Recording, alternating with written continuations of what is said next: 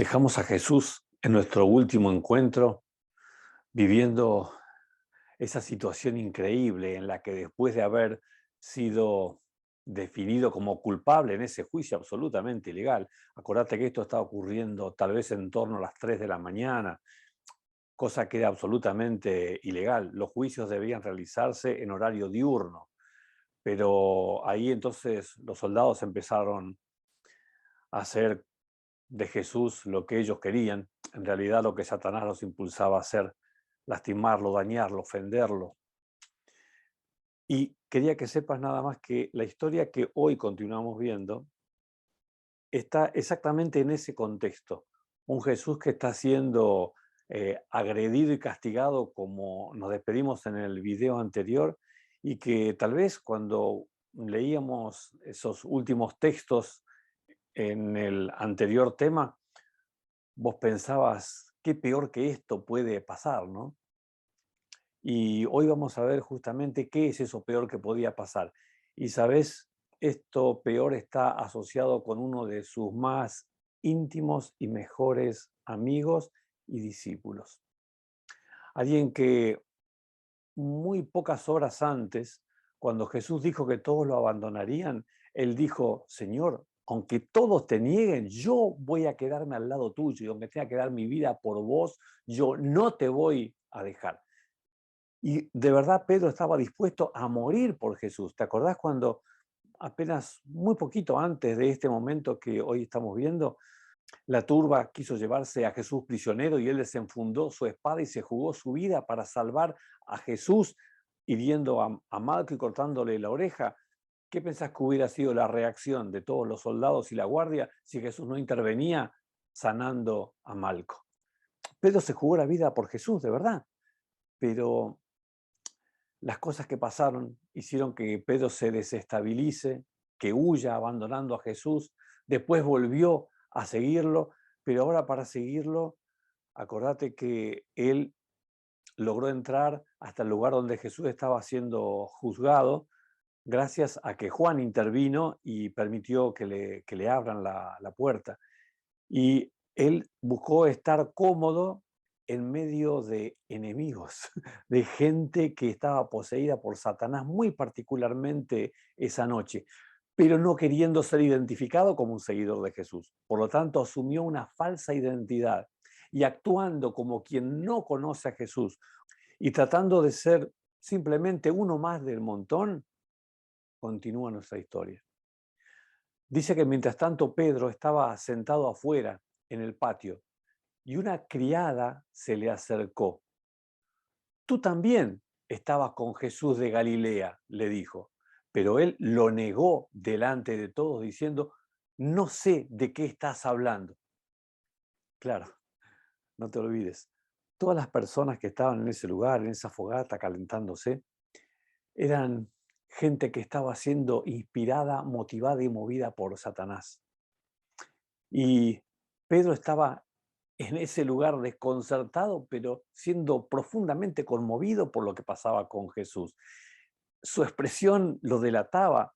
Mientras que todos se burlaban, Pedro, viendo el desarrollo de los acontecimientos, quería morirse.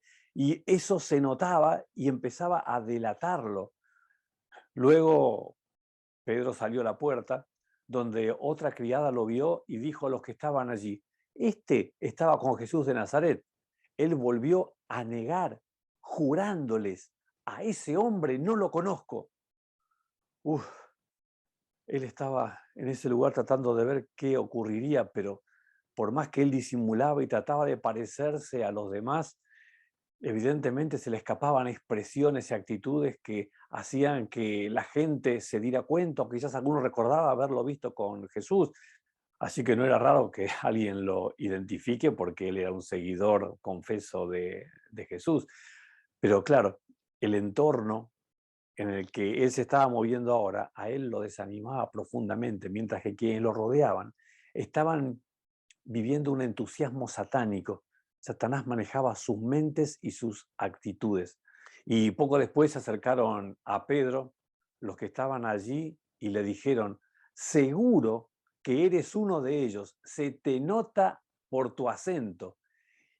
y comenzó a echarse maldiciones y les juró: a ese hombre ni lo conozco. Y en ese instante cantó un gallo. Pedro ya no sabía cómo demostrar que no tenía nada que ver con ese Jesús. ¿Te das cuenta de lo que estamos diciendo, no? Alguien que apenas unas muy poquitas horas atrás estaba asegurando que daría su vida por Jesús, ahora, pasado muy poquito tiempo, está jurando que a ese no lo conoce. Y notaste las palabras que leímos en el relato. Dice que empezó a maldecir y a jurar que no lo conocía. Ahora, ¿qué pensás vos que dijo Pedro cuando acá el relato bíblico dice que comenzó a maldecir? ¿Qué te parece? ¿Que Jesús dijo, maldición, no lo conozco? No. Te aseguro que dijo mucho más que eso. Él tenía que demostrar que no conocía a ese que estaban enjuiciando y condenando. Así que empezó a sacar las peores palabrotas de su repertorio, a decirlas porque todos sabían que un seguidor de Jesús no podía tener semejante boca sucia. Así que Pedro sacó lo peor de sí para demostrar que él no conocía a Jesús. ¿Puedes imaginarte a Pedro jurando que no lo conoce? Y cuando Pedro escucha cantar el gallo, no sé qué es lo que vos te imaginás, pero de inmediato el Señor se volvió y miró directamente a Pedro. ¿Podés imaginarte a Pedro todavía maldiciendo y jurando que no lo conoce?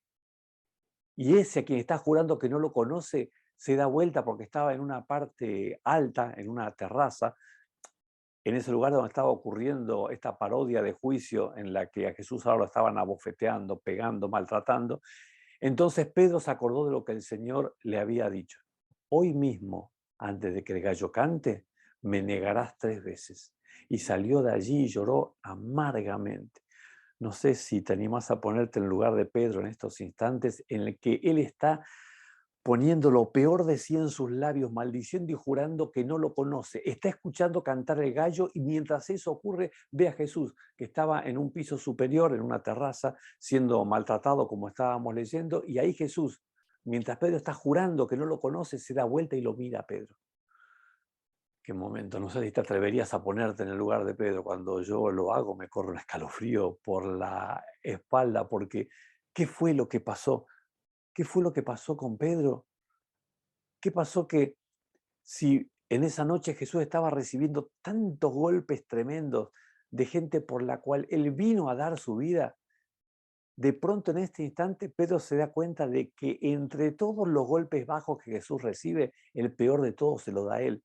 Porque si en esa noche realmente Jesús necesitó que Pedro estuviese al lado de él, necesitaba tener a un amigo cerca suyo, aunque no estuviese jugándose por él, pero simplemente acompañándolo.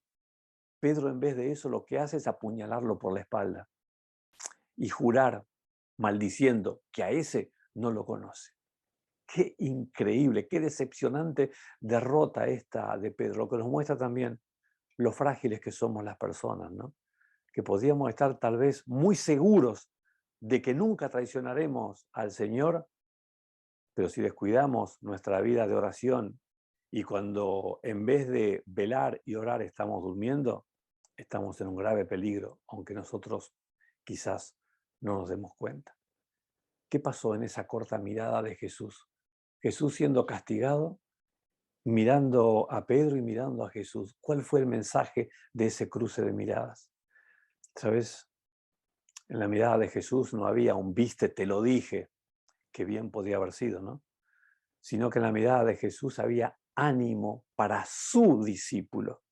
Y aunque vos y yo podíamos decir su discípulo, si está jurando que no lo conoce, pero sabes, acá una vez más vemos que Jesús siempre ve mucho más allá de lo que está delante de nuestros ojos. Sí, Pedro estaba traicionando a Jesús en ese momento, pero Jesús también sabía que pasado ese momento y descubriendo Pedro sus propias flaquezas y debilidades, cuando el Espíritu Santo encontrase un lugar en su corazón, Pedro sería un discípulo tremendo en las manos de Dios y haría obras maravillosas en su nombre. Jesús lo sabía. Y por eso aún en ese momento de máxima desgracia, Jesús mira a su discípulo y busca animarlo con su mirada. Después de esto, viste que el versículo dice que Pedro salió de allí y lloró amargamente porque se dio cuenta que de entre todas las personas que había en el mundo en ese momento, él era el peor de todos. Así se sintió en ese momento y desconsolado salió de ese lugar y volvió al Getsemaní, donde había estado durmiendo con sus amigos mientras Jesús oraba.